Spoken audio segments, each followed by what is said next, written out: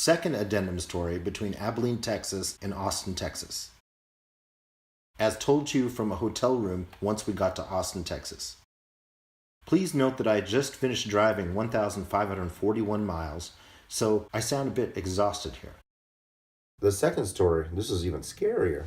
If that could be, this could even be scarier. The next night, after we were in Abilene, and it was extremely cold. It was like 19 degrees. There was frost, not even frost, it was ice. It was hard ice all over my car. And what we did is we left that morning, got gas. I talked to a few people at the gas station. They said it was extremely icy. And one guy looked like a hunter, a really big hunter guy, and he had a big truck. He said, I don't care what people look at me or what, I stay 40 miles an hour on the interstate. He said, I don't care who passes me or what looks they give me, but I'm not going any faster, because when I see people passing me, I say to myself, I'll see you in a few minutes because you'll be crashed on the side of the road. It was really icy. We needed now to get from Abilene down to Austin. So really slowly pulled out of the town. We drove really carefully, literally 30 miles an hour, like most of the way. And if you look at a map and just kind of do a Google search from Abilene to Austin, it'll show you what little roads you'll be taking. The whole way was like 30 miles an hour, no joke. Actually, just pulling out of Abilene, we saw a tractor trailer that had crashed on the road. It was like jackknifed and they were trying to pull it out of a ditch. We stopped in a town, one of the little towns. It was called Rising Star. I've been joking with Brenda that I had to stop through one of the dollar stores in that town just to see what they look like. And I went into one in Rising Star. We had passed another one we didn't go into. We passed one in Rising Star. I turned around, went into it. It was really organized. There was a nice lady there. I asked her if there was any kind of like Texas barbecue or anything around. She said, not right now. Everything's frozen. There's not a lot of like things open, especially in that town. It has like 480 people or something in that town. So it's very small. And I was noticing the dollar store that it was so organized. That was funny. It was like really, basically everything was untouched. Everything was organized on the shelf. They just don't have a lot of people there. So the store just kind of sits there. So afterwards we got in my car, proceeded to drive very slowly. We were about 2.5 miles east of Rising Star, Texas, when in front of us there was a curve that was like, to my vision, curved to the right. A car, it looked like the size of about a small SUV, silver, maybe like a Subaru or Kia or something like that. I don't remember. Had Texas plates. This car was about a quarter mile in front of us, and it came around that corner,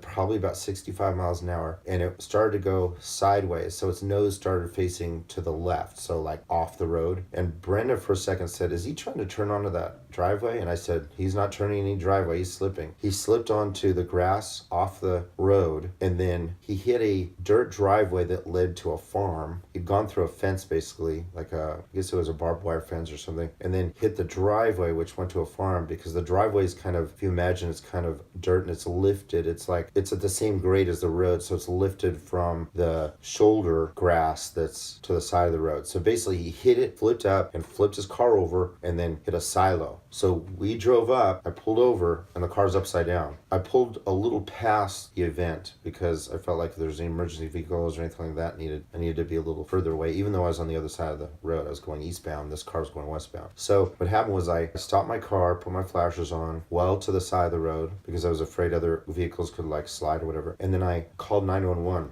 I got to tell you, I felt really uncomfortable doing this, that I was sitting there in my car, in a warm car, calling 911, when meanwhile Brenda could see, looking back, that it looked like a kid, like with a red sweatshirt, got out of the car and was running around the car. We didn't know exactly what was happening, but your first instinct is to want to run to the car. But I knew it was such a bad crash that I had to call 911. So it was like about 3 minutes sitting in my car while all this was sitting on the side of the road going on, like off in a farmer field. So that was what was uncomfortable for me because I felt like I wasn't helping. But I knew my instinct was to call 911 because anything you're doing in the meantime, like if you're trying to run to the car, doing anything, the police and fire could be on their way. I know I did the right thing, which is my first instinct. Call the 911, get them going. I told them exactly where it was. Somehow I knew we're right about 2.5 miles east of Rising Star. It was a really good estimation I made. I got out of the car. Just as I was getting out, another guy pulled up behind me and ran across the road. And then a woman in a white car coming westbound the same direction as the person who had the accident pulled over. She got out of her car. She had 2 kids in her car.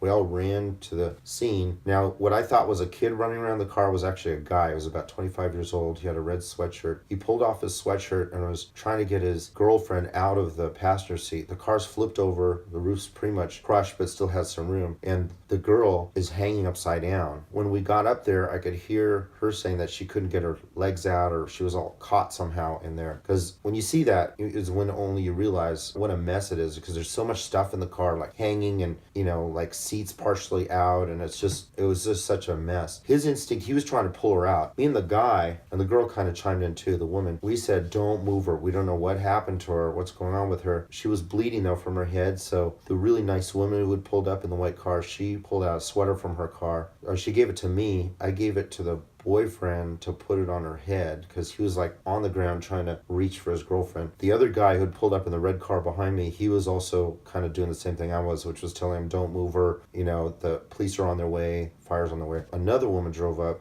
and she had black pants on, as I remember, dark hair, and she was a nurse, because she walked up, and I said, and she looked like she was confident walking into the scene kind of, and I said, are you a nurse? I just had a feeling she was. She said, yeah, I'm an RN. I said, thank God, so she actually took that sweater that I'd given the boyfriend and wrapped it around the girl's head who was hanging upside down, because she'd seen a lot of trauma, and she did a really good job, like just keeping the girl good shape. Then after that, a guy drove up in a silver car. I kind of went away from the accident to wait on the road, because it was about 30 yards maybe, because he'd crashed into the field kind of. So I was at the road now, and a guy in a silver truck came up, and then he just asked what was going on. I told him.